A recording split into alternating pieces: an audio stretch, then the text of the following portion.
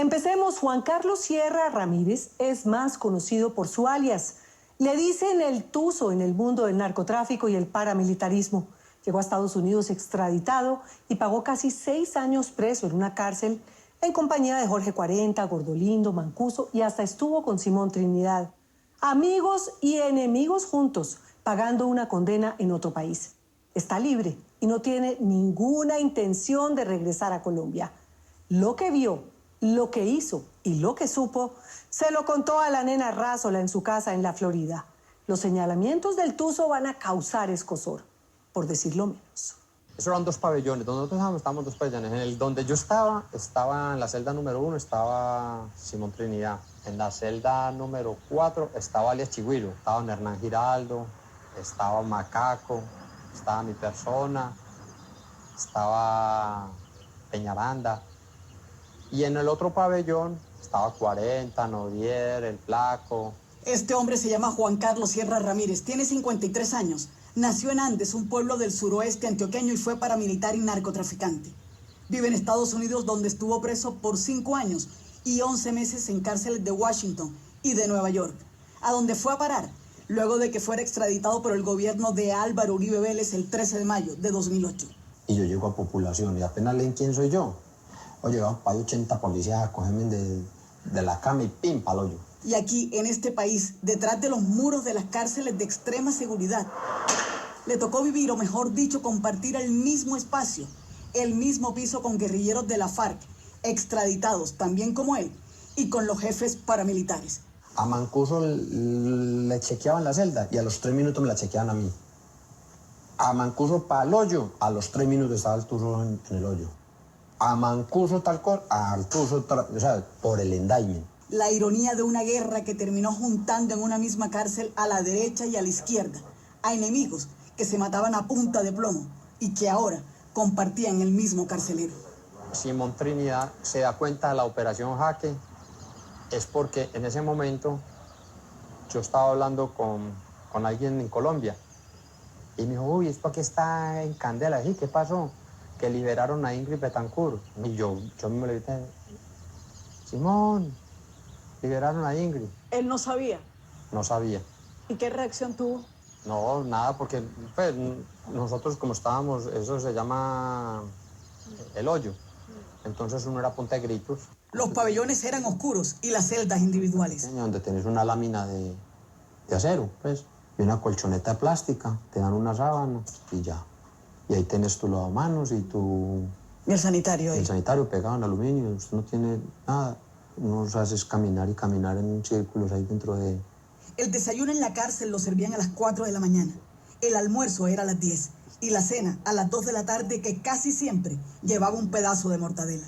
Y usted es 23 horas de encerrado y te sacan 1 hora a caminar, pero no al sol, sino dentro del mismo dormitorio.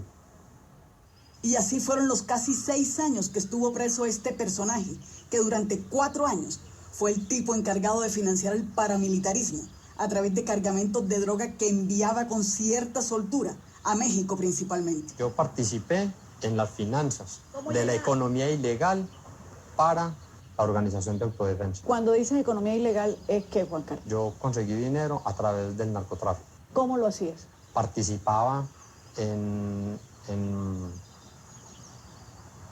exportar droga a Centroamérica, a México, para conseguir recursos para estructuras de la organización. Fue, y eso lo reconoce ante la justicia y frente a la Cámara, el hombre fuerte de Diego Fernando Murillo Bejarano, alias Don Berna. El mismo personaje que al final de las autodefensas llegó a tener el rimbombante cargo de inspector general de las AUC, pero que antes había militado en el EPL. Luego, con un grupo de narcos paisas, se enfrentó a Pablo Escobar y terminó luego en las filas del paramilitarismo, arrastrando un ejército de jovencitos de Medellín para inundar de coca las autodefensas, entre ellos al Tuzo Sierra. Eso era como una especie de cooperativa, es decir, se recogía, como lo llamábamos en esa época, mercancía, y se hacía un pool. Ah, ok. ¿Sí? Se hacía lo que llamábamos en esa época y que se seguiría llamando hoy una vuelta, y a cada quien le correspondía sus recursos, se manejaban millones. Para hacer claridad, solo seguías órdenes de don Berna. Así, Nada más. Al que Ni le de debía Mancuso, lealtad y fidelidad. ni de Mancuso, ni de Castaño, No. ni de HH, ni de No. Macaco, ni de Vecino, ni de nada. No, Sierra es un tipo de baja estatura, siempre lleva tenis y la camisa por fuera. La última imagen que se conocía de él fue esta, tomada hace 11 años, antes de subirse al avión de la DEA. Se ríe muy poco, no hace muchos gestos y habla de corrido. No sabe inglés, pero la lengua se le suelta a la hora de contar con pelos y señales quiénes lo visitaron en la cárcel y quiénes le mandaban razones. veo que entra el magistrado auxiliar Iván Velázquez con un abogado, se llama Rodrigo Aldana, que hoy por las noticias me doy cuenta que ya después fue fiscal y está preso por un caso de corrupción. Grandísimo. Usted me ve y me preguntan, que si, ¿usted es el tuyo? Sí, señor, ¿cómo está? Ah, qué bueno, quisiera hablar con usted. Yo le claro, con mucho gusto. Y entonces me contó que él era pues el investigador de la parapolítica, esto, patatín, patatén. El Tuzo Sierra no está hablando de cualquiera, se refiere nadie menos que a Iván Velázquez, el hombre fuerte de una investigación judicial que inauguró un sonado capítulo judicial en 2006, conocido como la parapolítica, y que llevó a cerca de 80 congresistas y jefes políticos a las rejas por sus vínculos con el paramilitarismo. ¿Qué interés tenía Iván Velázquez en tu testimonio? ¿Qué era lo que más le llamaba la atención? Que él sabía que yo tenía mucho conocimiento de la participación de la política de Antioquia con los grupos al margen de la ley. ¿En qué momento te pregunta él por Álvaro Uribe? Pues, desde el principio y sobre todo en esa época ese era el proceso madre de la parapolítica y estaba enfático sobre Mario, el primo de Mario Uribe. Mario Uribe. El primo de Álvaro Uribe. Entonces empezó a preguntarme y yo a contarle lo que sabía. Velázquez era magistrado auxiliar, pero sus pesquisas le dieron casi un estatus de juez en Colombia. ¿Y qué sabías tú? Yo conocí a Mario, no lo puedo negar. La esposa es pariente mía, somos del mismo pueblo. He contado todo lo que supe de él y ya él fue condenado por sus nexos o lo que haya sido sus actividades que haya tenido al margen de la ley, como se pueda decir. O sea, de Álvaro Uribe, ¿qué he dicho? Jamás en la vida he cruzado una palabra con él. No lo conoces. Lo conozco como lo puede conocer usted, no sé. ¿A quién puede decir que no conoce a Álvaro Uribe? En televisión, un presidente, pero que yo me haya reunido con él. Jamás. Mentiría. Que yo sepa de actuaciones de él con las autodefensas, tampoco. Poco a poco al Tuzo Sierra le fue quedando claro que magistrados, jueces y congresistas iban a visitarlo a la cárcel en Estados Unidos para preguntarle específicamente por Álvaro Uribe Vélez.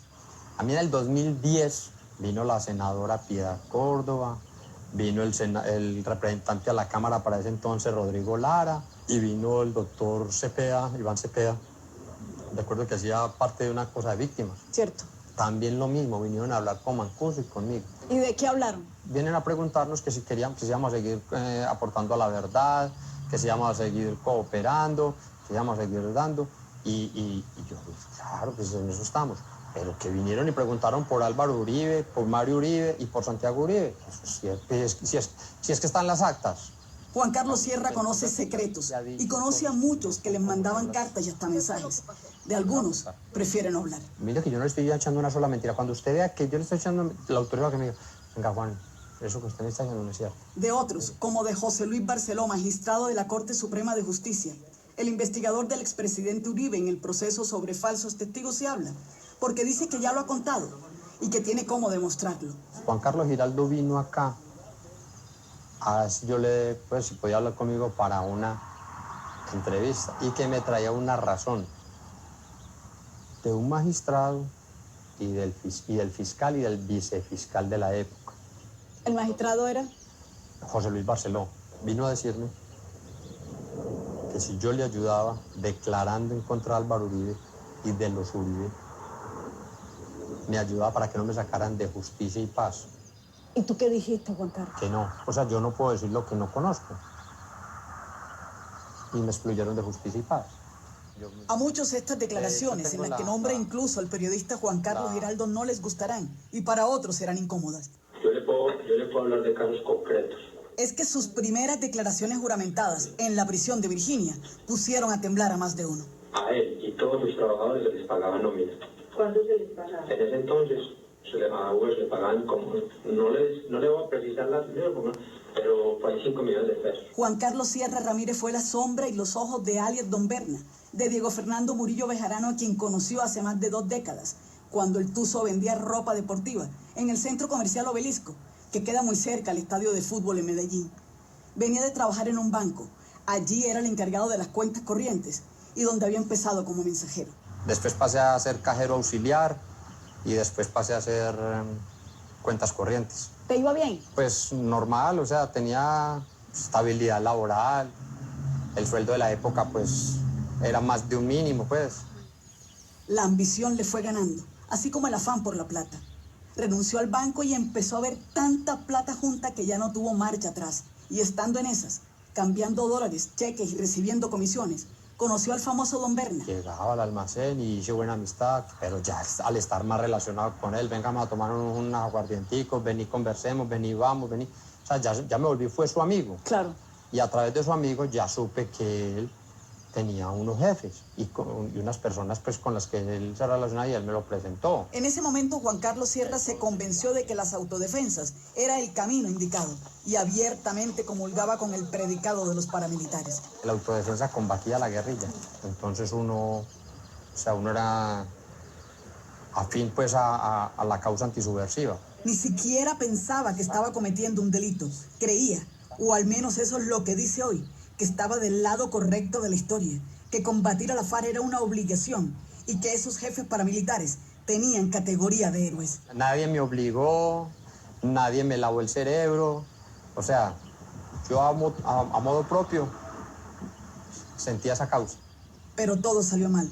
Ordenaron masacres y desplazamientos y todo ese andamiaje se volvió una historia de terror. Hoy se han aclarado muchas cosas. Hice cosas malas, sí, que con eso le hicimos mucho daño a mucha gente, totalmente. ¿De arrepentido? Claro que sí. Pero vuelvo y le digo, nadie lo hace porque amaneció aburrido y lo quiso hacer. De pronto las circunstancias, sin justificar, de pronto las circunstancias lo llevaron a uno a eso. No justifico, no me victimizo, absolutamente nada. Hoy está libre en Estados Unidos después de pelear 14 meses ante un juez de inmigración para que le otorgara la permanencia en ese país. Vive en la Florida con su esposa y sus hijos. Maneja un sedán y no tiene ganas de volver a Colombia. Sabe que está en la mira y que tiene enemigos. Quiere seguir adelante, pero el pasado lo sigue atando.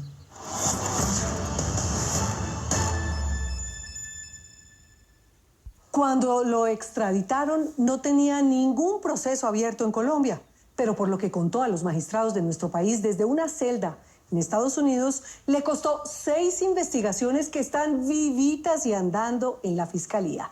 Por eso, el Tuzo no tiene planes inmediatos de regresar al país.